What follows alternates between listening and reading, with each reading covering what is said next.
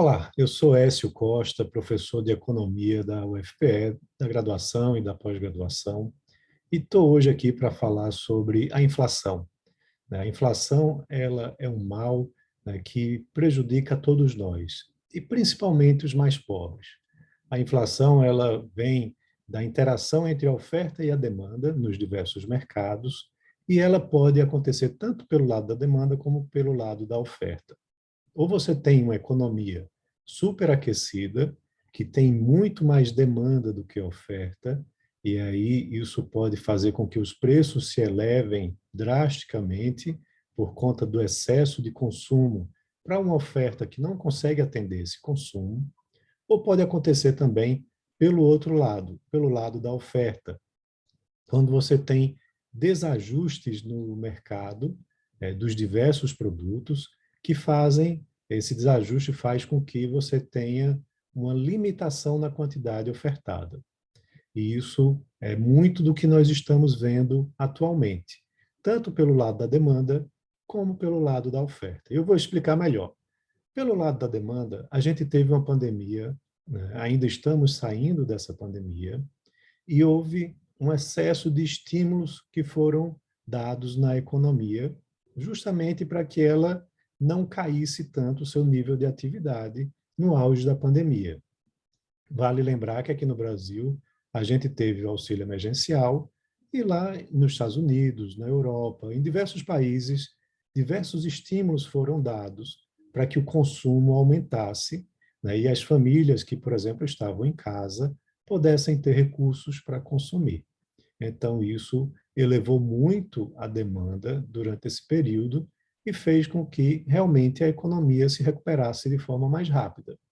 Porém, esse excesso de estímulo fez com que você tivesse uma demanda continuadamente forte, né, fazendo com que você tenha, justamente pelo lado da demanda, muito estímulo para pouca oferta. E aí eu vou falar agora do lado da oferta. Pelo lado da oferta, a pandemia também nos trouxe problemas e depois desse problema da pandemia, tem outros problemas mais recentes.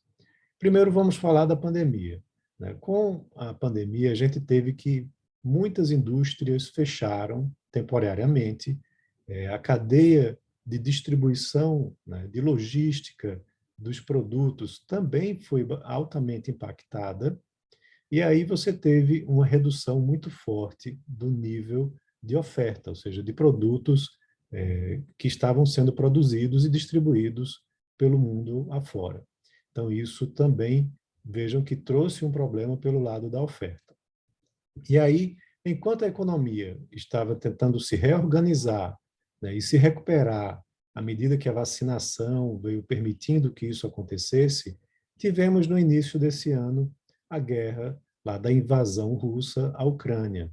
E, novamente, isso trouxe mais problemas de oferta, principalmente dos combustíveis, né, pois a Rússia é um grande produtor de petróleo e também de gás natural, e esses dois itens têm uma ligação muito forte com todas as cadeias produtivas e com a própria logística.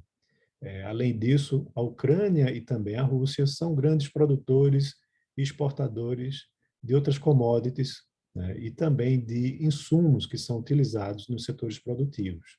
Então, novamente, um problema de oferta.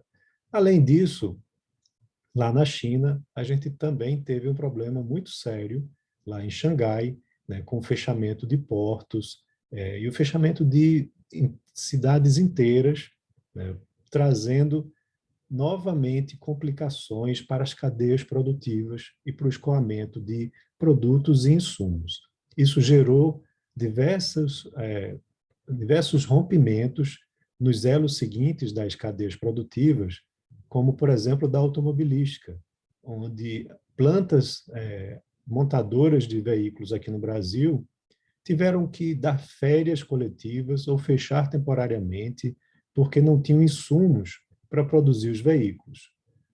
O mesmo se repetiu com diversos outros setores.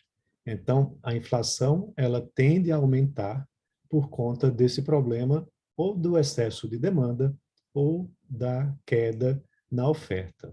O que é que pode ser feito para resolver isso? Primeiro, é resolver esse problema de oferta, né, reorganizando os mercados, fazendo com que você tenha a produção restabelecida. E pelo lado da demanda, já estão sendo tomadas atitudes ou políticas aqui no Brasil, como a do Banco Central, por exemplo, que elevou a taxa de juros básica da economia, a Selic, dos 2% que nós vimos ao ano lá em 2020, para hoje um patamar que está de 12,75%, muito próximo já dos 13%. Então, essa elevação faz com que você freie um pouco o consumo, né, para justamente o nível de preços não se acelerar tanto em termos de elevação, porque aí com menos consumo você consegue controlar um pouco os preços.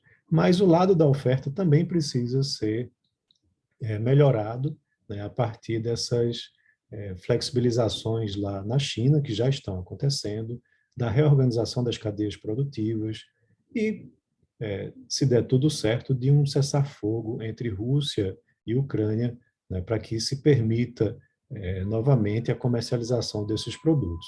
Então, são vários fatores que terminam impactando na inflação. E por que é que prejudica mais os pobres do que os mais ricos? Porque os pobres, eles consomem mais produtos do que serviços. E a gente está vendo que essa inflação ela é muito mais sobre produtos do que sobre serviços. Então, os ricos, os mais ricos, eles têm na sua composição de despesas mais serviços do que produtos.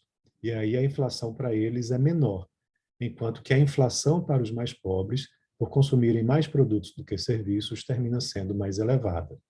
Então, como eu disse, a inflação é o mal maior de todos, porque justamente ataca a economia como um todo e ataca principalmente os mais pobres, né, que terminam tendo o seu poder de compra muito sacrificado por conta desse aumento de preços.